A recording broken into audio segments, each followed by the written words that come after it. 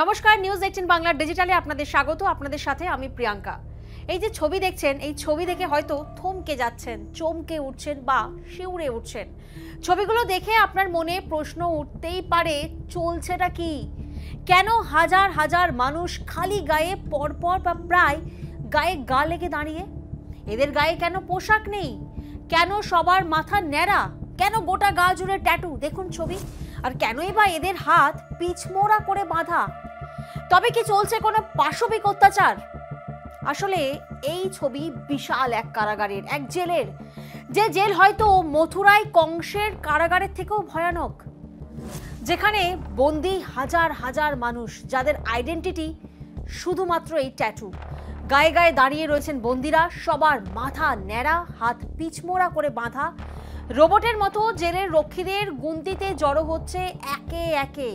আর এই ভয়ানক ছবি বিশ্বের বৃহত্তম কারাগারের ছোট্ট দেশ এল সালভাদোরে এই মুহূর্তে দাঁড়িয়ে তৈরি বিশ্বের সব থেকে বড় জেল। এই যে ছবি দেখছেন, বিশ্বের সব থেকে বড় জেলের ছবি। যে জেলে নরক যন্ত্রণা কথাটাও কম পড়বে ব্যাখ্যার জন্য, কারণ যে জেল থেকে পালানো অসম্ভব।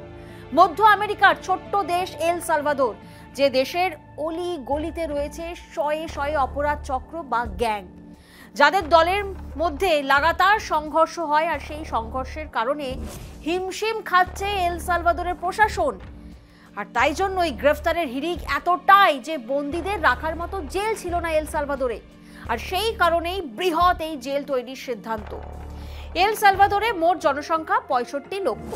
দেশের বৃহৎ জেলে বন্দী ধরার ক্ষমতা 40,000-এর বেশি। মোট 850 জন নিরাপত্তা রক্ষীর নজরদারিতে 40,000 বন্দী মাত্র কয়েক মাসে গ্রেফতার হয়েছে এল সালভাদোরে। মোট 60,000 জন এখনো পর্যন্ত গ্রেফতার হয়েছে এবং এইদের বন্দী রাখার ফলে জায়গা এতই কমে গেছে যে জেলে আর জায়গাই নেই। ফলে পরিস্থিতি বেগতিক দেখেই নতুন কারাগারের নির্দেশ দেন এল সালভাদোরের রাষ্ট্রপতি নয়াব মুকেল।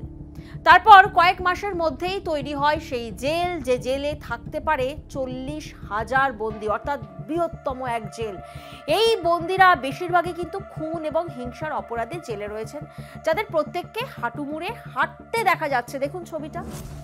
সেই ফুটেজ শেয়ার করেছে এল সালভাদোরের প্রশাসনও।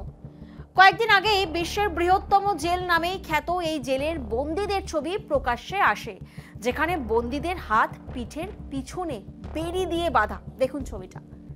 শরীরে কম কাপড়, আবার অনেকের গায়ে কাপড়ই নেই। বন্দীদের চিহ্নিতকরণে তাদের নাম নয়, তাদের গোটা শরীরে ট্যাটু আঁকা হয়েছে, অর্থাৎ নাম ধরে ডাকা হবে না, তাদের আইডেন্টিটি, তাদের ট্যাটু। এবং কি পাশবিক অত্যাচারের মধ্যেই ট্যাটু করা হয়।